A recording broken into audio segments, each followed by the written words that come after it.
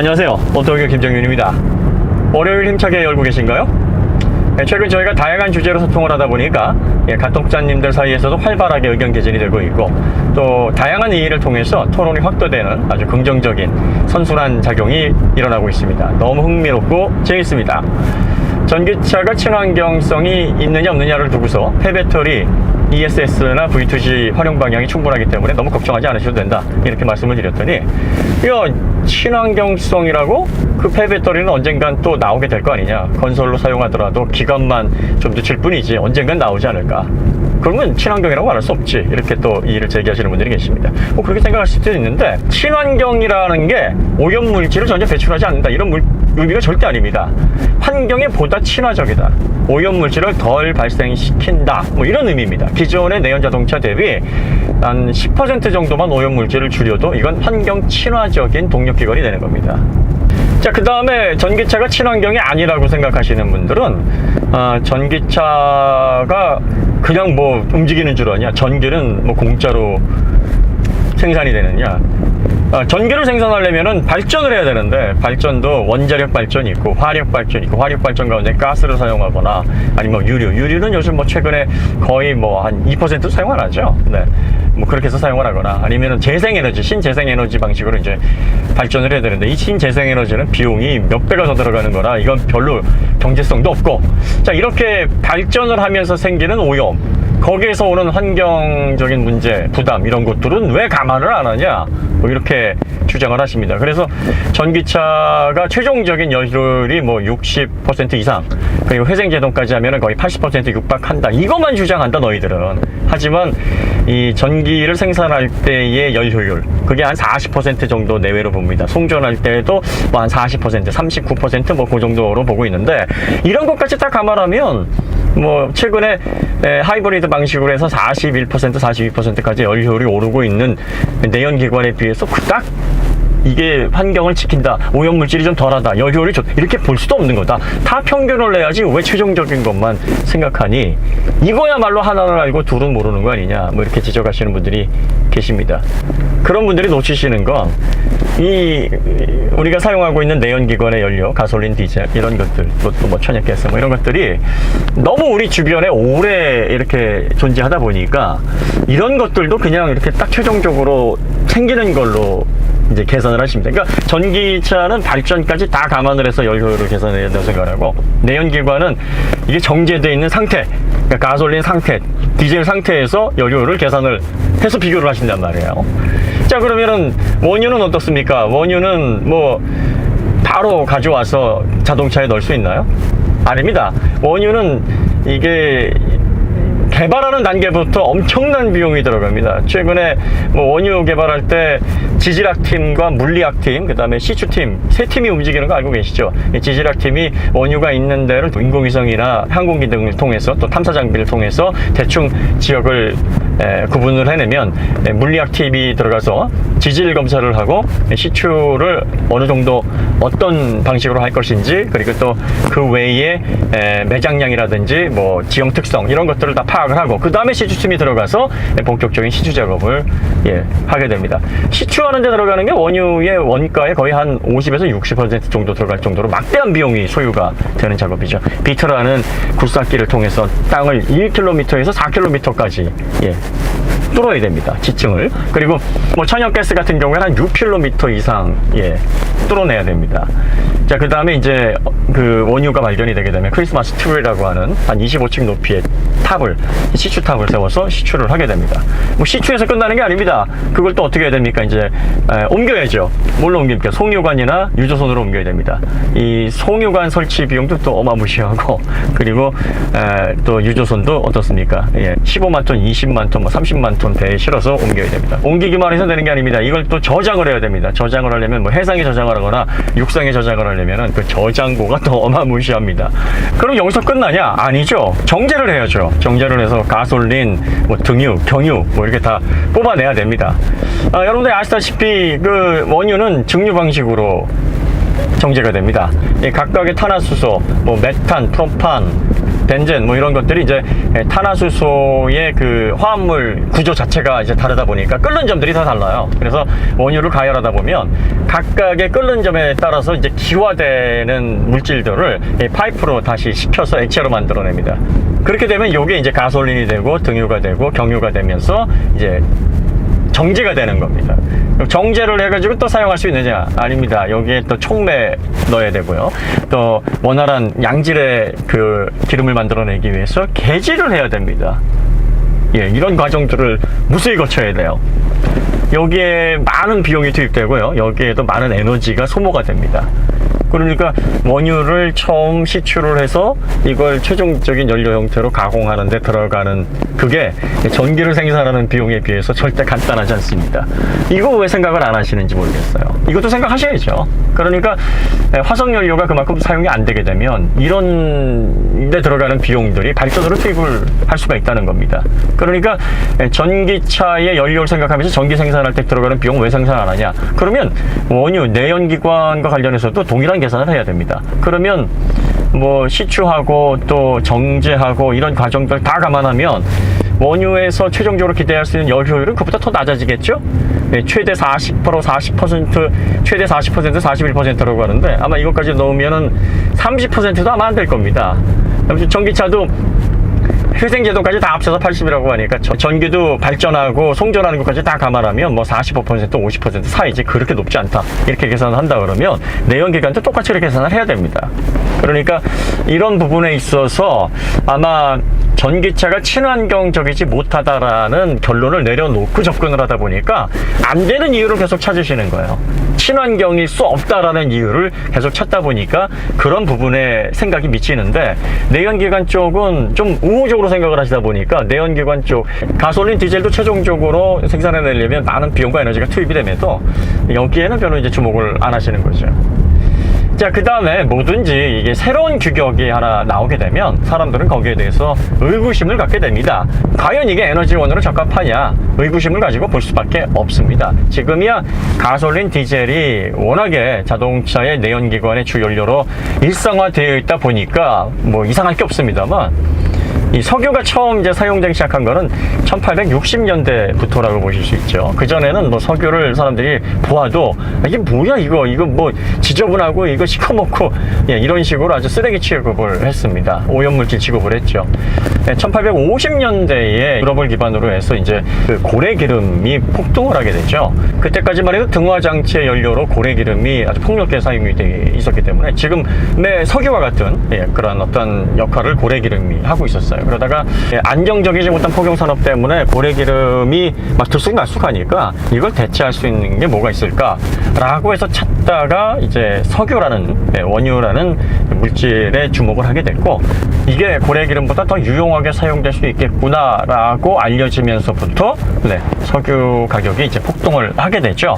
그래서 초창기에 그 석유 유전은 해상법칙, 포획법칙이 적용이 돼서 발견한 사람이 주인이었습니다. 그래서 남의 땅에서 석유를 발견을 하면 그 땅 주인의 소유가 되는 게 아니라 그 석유를 발견한 사람이 모두 채취할 수 있는 권리를 갖게 되는 그런 법이 한동안 제정이 됐었습니다. 자, 석유가 처음에 사용이 되면서 가솔린, 디젤이 처음부터 사용됐는데 또 그게 아닙니다. 현재 우리가 타고 있는 내연기관을 개발한 사람은 잘 아시다시피 독일의 니콜라우스 오토 박사입니다. 이 사람이 이제 항상 박사로 불리긴 한데 이 공학자 출신이 아니었습니다. 외판원 출신이었어요. 그런데 공학에 대한 천재적인 센스를 가지고 있으면서 사행정 엔진을 고안을 해내는 아주 훌륭한 입지전적인 그런 인물이었죠. 그 전에 가스를 사용한 내연기관을 1860년에 프랑스계 영국 엔지니어였던 르누아르가 먼저 개발을 했었습니다. 그런데 이 르누아르 엔진이 구조가 복잡하고 열 효율이 그다지 좋지가 않았어요. 그래서 니콜라스 오토 박사가 이거를 개선을 해서 사행정 방식으로 흡입, 압축, 폭발, 배기라는 4개 행정을 통해서 출력을 내는 오늘날의 사행정 내연기관을 고안을 해냅니다. 니콜라스 오토 박사가 1867년에 이 사행정이라는 개념을 확립을 하고 이 엔진을 제작하기 위해서 도추라는 엔진 회사를 설립을 하게 됩니다. 그리고 나서 1872년에 누가 이 회사에 입사를 하냐면 고트립 다임러라는 엔진 기술자가 회사에 입사를 하게 됩니다. 그리고 그에게는 12살 밑에 그를 멘토로 삼는 비렐름 마이바흐라는 기술자가 또 한 명 있었습니다. 고트립 다임러는 도츠라는 회사에 약 10년간 근무를 하게 됩니다. 1872년에서 1882년까지 근무를 하면서 니콜라우스 오토 박사가 고안한 사행전 가스 엔진을 마이바흐와 함께 제품화하는 데 아주 현격한 공을 세웁니다. 자, 그런데 니콜라우스 오토 박사는 이 엔진을 산업용으로 개발을 했어요. 그래서 회전수가 150rpm에서 180rpm 정도밖에 낼 수가 없었습니다. 그런데 이 엔진을 고안을 하다 보니까 고트립 다임러가 사행전 내연 엔진은 산업용 엔진보다는 가볍고 빠르게 움직이는 특성을 좀 살려서 수송용 엔진으로 사용하게 되면 아마 대박이 날 것이다, 이런 아이디어를 니콜라우스 오토 박사에게 제안을 했습니다. 하지만 니콜라우스 오토 박사는 그 의견에 동의하지 않았어요. 그래서 결국은 의견 대립으로 1882년에 회사를 나오고, 그 다임러와 그 마이바흐의 고향이 지금 메르세데스 벤츠 본사가 있는 슈투트가르트입니다. 그 슈투트가르트에서 엔진 개발 공업소를 하나 차리게 됩니다. 그래서 연구 끝에 가솔린을 사용하는 내연 사행전 엔진을 1883년도에 개발을 해냅니다. 그러니까 최초로 지금 가솔린 사행전 내연 기관을 개발한 건 고트립 다임러와 비렐름 마이바흐예요. 그리고 나서 이 엔진을 기반으로 1886년에 4바퀴의 최초의 자동차 모터 캐리지를 만들어냅니다. 하지만 자동차의 아버지라는 명칭, 그 타이틀은 칼 벤츠가 갖게 됐는데, 이 칼 벤츠가 3년으로 된 페이턴트 모터바겐 이 모델을 고트립 다임러보다 먼저 개발해서 특허를 받아냅니다. 몇 개월 먼저. 그러니까 1886년 1월 29일에 독일 치커청으로부터 출생증명서, 특허서를 받습니다. 그래서 명칭이 벤츠가 만든 페이턴트, 독일말로 파텐트, 모터가 달린 바겐, 마차다. 그래서 페이턴트 모터바겐 1호, 이렇게 명칭이 붙은 거죠. 어쨌든 당시에 가솔린을 가지고 자동차를 만든다고 하는 개념은 상당히 좀 허황된 개념이었다는 거죠. 왜냐하면 가솔린이라는 게 이게 이렇게 지속성도 없고 한 번에 확 타버리고 또 자연 증발도 되는 그런 특성을 가지고 있는데, 이걸 연료로 사용한다고? 야, 이게 말이 돼? 당시에는 그렇게 생각을 했었습니다. 독일만 그랬느냐? 아닙니다. 미국도 마찬가지였습니다. 미국의 자동차의 아버지이자 포디즘의 창시자 헨리 포드가 20, 30대를 어디서 보냈냐면 에디슨 전기회사에서 보냈어요. 그 에디슨 전기회사에서 에디슨을 멘토로 기술을 축적하고 있었던 헨리 포드가 항상 에디슨에게 했던 얘기가 있습니다. 제가 자동차를 만들고 이걸 대중화 시킬 건데요, 가솔린을 사용하는 자동차를 만들면 이거 정말 기가 막히지 않을까요? 에디슨에게 이렇게 얘기를 했고, 에디슨은 그 얘기를 들으면서 야, 너 그거 정말 좋은 생각이다, 어떻게 그런 생각을 했어, 한번 해봐, 이렇게 긍정적인 평가를 받았다고 합니다. 물론 당시에 에디슨은 재정적으로 또 정신적으로 헨리 포드를 지원할 수 있을 만한 입장이 아니었어요. 왜냐하면 당시에 미국에서 그 송전 문제를 놓고 직류 방식을 사용하느냐 교류 방식을 사용하느냐, 이걸 놓고서 니콜라 테슬라와 아주 첨예한 경쟁을 펼치고 있었던, 그리고 또 정치적인 어떤 부분에 있어서 모든 신경을 기울였었던 그런 과정이었기 때문에 헨리 포드의 가솔린 자동차를 만들겠습니다 라는 아이디어에 집중할 수 있는 그런 시기가 아니었죠. 자, 그때 왜 가솔린을 사용하면 좋지 않을까요? 라는 식으로 너무나 지금으로 봐서는 당연한 얘기인데 그런 얘기를 했었냐면, 여러분들 왜 가솔린이나 원유를 정제할 때 수소 나온다 그러잖아요. 이건 어떤 정제 과정에서만 나오는 게 아니라 어떤 플라스틱 합성수지를 제작하는 과정이나 생산 공정에서 이 수소가 이렇게 부생이 됩니다. 그래서 부생수소라고 얘기를 하죠. 그래서 최근에 수소, 이게 부생되는 수소를 이용해서 이걸 동력원으로 한 자동차를 만들면 어떨까요? 라고 하는 얘기가 그래서 나오는 거고, 이게 마치 에디슨에게 헨리 포드가 제안했던 가솔린, 부생되는 가솔린을 사용하면 어떨까, 이거랑 똑같은 얘기였던 겁니다. 그때 당시에 가솔린이 왜 부생됐냐면, 당시에 가솔린은 사용할 만한 용처가 없었어요. 그래서 등유가 가장 많이 사용이 됐기 때문에 등유를 정제하는 과정에서 이 끓는 점이 가솔린이 더 낮기 때문에 더 빨리 기화가 되거든요. 그래서 가솔린이 먼저 나오게 됩니다. 다시 말해서 등유를 얻기 위해서는 가솔린이 부생이 돼 버리는 거예요. 그러니까 이렇게 버려지고 쓸모없게 느껴지는 가솔린을 내연기관의 연료로 사용하는 그런 엔진을 만들어서 자동차를 대중화시키면 얼마나 좋을까요? 라고 얘기를 했고, 당시에는 이 개념 자체가 생소했기 때문에 야, 이게 가능한가? 할 수 있으면 한번 해봐. 긍정적인 사고를 하는 사람이 이 정도고, 야, 그게 말이 되냐? 말도 안 되는 소리를 하고 있어. 네, 이렇게 얘기를 했다는 거죠. 하지만 어떻습니까? 그 이후에 가솔린은 지금까지도 자동차에서 가장 이상적인 내연기관의 주 연료로 사용이 되고 있습니다. 그러니까 뭐든지 처음에 새로운 규격이 나타나게 되면 그 새로운 물질의 효율이 입증되고 가치가 증명될 때까지는 의구심을 가지고 바라볼 수밖에 없고, 또 과연 이게 말이 되는 소리냐, 야, 이 가솔린을 뭐 엔진으로, 이런 식의 부정적인 평가는 어쩔 수가 없는 거예요. 그래서 사람은 익숙하지 않은 것은 일단 거부하고 보거든요. 우리가 생판 모르는 사람들 자리에 가게 되면 불편한 이유가 뭐겠습니까? 아는 사람이 아니기 때문입니다. 근데 그 가운데서 아는 사람 한 사람만 있어도 분위기 자체가 상당히 매끄러워지죠. 그러니까 이전에는 접해보지 못했던 생소한 것에 대한 뭐 거부감, 두려움, 또 의구심, 이런 것들이 작용을 해서 현재 전기차가 차세대 에너지원으로 대중화가 되는 문제를 논의할 때도 이런 부정적인 생각이 주를 이룰 수밖에 없고, 또 그러다 보니 기존에 우리가 늘 익숙해서 사용하던 것에 대한 어떤 문제점은 세세하게 찾아서 지적하는 것을 잘 안 하는 반면에, 이 전기차와 같이 새로운 동력원으로 제시되는 새로운 어떤 패러다임과 관련해서는 찾을 수 있는 문제점들은 다 볼모라고 생각해서 막 찾아내보는 겁니다. 그래서 안 되는 이유들을 계속 나열하다 보면, 야, 이게 어떻게 가능하고, 이게 어떻게 친환경이고, 이게 어떻게 연료율이 좋고, 이런 생각에 매몰될 수밖에 없는 거죠. 하지만 전반적으로 우리가 좀 열린 생각을 가지고 합리적으로 균형 잡히게 생각을 해보면, 현재 우리가 사용하고 있는 화석 연료를 최종적으로 정제해서 연료로 사용을 해서 연료율을 내는 것보다 전기 발전을 해서 그걸 배터리에 저장을 하고 그 전력을 가지고 자동차를 움직이는 전기차가 훨씬 친환경적이고 효율성에 있어도 뛰어나다라는 결론을 내질 수밖에 없습니다. 그리고 전기 자동차에 사용하고 ESS로 사용하고 뭐 UPS로 활용하고 뭐 그 외에 뭐 씻고 뜯고 즐기고 하다 보면 언젠가는 폐기해야 됩니다. 언젠가는. 자, 그러면 그건 아무 의미가 없다 이렇게 생각하시면, 건강에 좋은 음식 먹고 운동 열심히 하면 뭐하냐, 언젠가는 죽을 텐데, 이런 논리하고 또 별반 차이가 없는 거예요. 모든 영원한 건 없고요. 에너지를 낼 때 공해 없이 낼 수 있는 에너지원은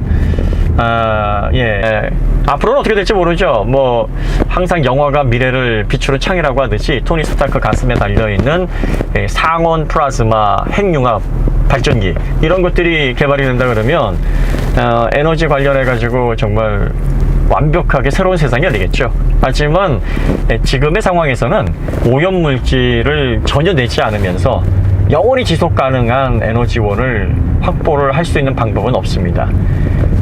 어떻게 해서든 최대한 더 오래 사용할 수 있는 지속적인 가치를 찾아내야 되고, 그 과정에서 비용을 덜 투입하고 환경을 위해서 오염물질을 조금이라도 덜 내는 그러한 에너지원을 우리는 친환경 에너지원이라고 계속 부를 수밖에 없습니다.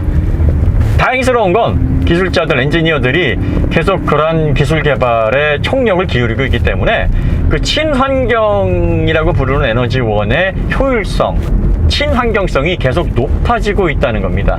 오염물질은 점점 줄어들고 있고 연료율은 점점 높아지고 있습니다. 비용은 점점 낮아지고 있고요. 자, 지금 그렇게 진행되고 있는 과정이고, 전기차는 내연기관의 어떤 환경 문제, 오염 문제 배출, 그 다음에 연료율 문제, 이거를 어느 정도는 뭐 완벽하게 해결하는 어떤 대체 에너지가 아니라 어느 정도는 수정 보완해서 에너지 이용 환경의 질을 조금이라도 높여줄 수 있는 그런 에너지원이라는 점에 의미를 두면 되는 거고, 그게 바로 친환경 에너지가 갖는 목표다. 네, 이렇게 생각하시면 될 것 같습니다. 네, 그러면 힘찬 한 주의 시작인 월요일 잘 마무리하시기 바랍니다. 저희는 더 좋은 콘텐츠로 다시 찾아뵙도록 하겠습니다. 감사합니다.